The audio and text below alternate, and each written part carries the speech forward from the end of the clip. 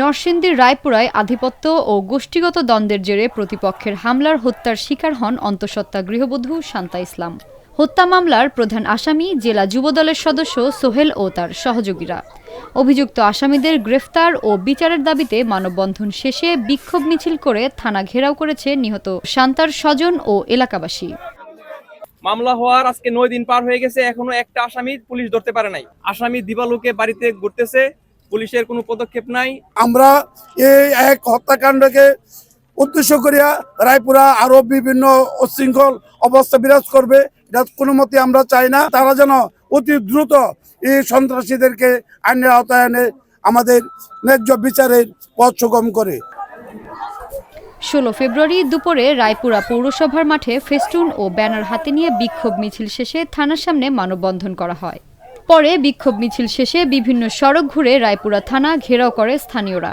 এ সময় আসামিদের গ্রেফতারের জন্য 48 ঘন্টার আলটিমেটাম দেয় বিক্ষুব্ধ জনতা। মেয়েটার দিকে একটু তাকিয়ে দেখেন, এই মেয়েটাকে এই বয়সে জড়িয়ে পড়ার কথা ছিল কিনা। আমি মেয়ের মা, বিচার চাই। আজকে যে খুনি, এই খুনি আজকে এই সারা দেশে এই সব জায়গায় আনাচে কানাচে ঘুরে বেড়াইতেছে। এখন কি করে এই ধরে যায় এই অল্প বয়সের মেয়েটাকে খুন করে আজকে সমাজে প্রত্যেকের আশেপাশে ঘুরতেছে। আমরা তার সুষ্ঠু বিচার চাই। হসপিটাল গিয়া এরপরে গেছি, সব জানছি, আমার মেয়ে কইছে, সব শুনছি।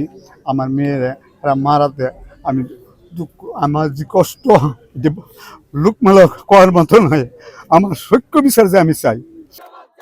রায়পুরা থানার ভারপ্রাপ্ত কর্মকর্তা বলেন, প্রাথমিক তদন্তে জানতে পেরেছি শান্তাকে হত্যা করেছে সোহেল।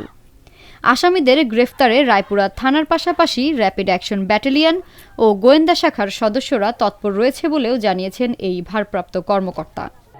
এই সোহেলকে ধরার জন্য আমাদের পুরা থানা, জেলা ডিবি, র্যাব পুরা তৎপর।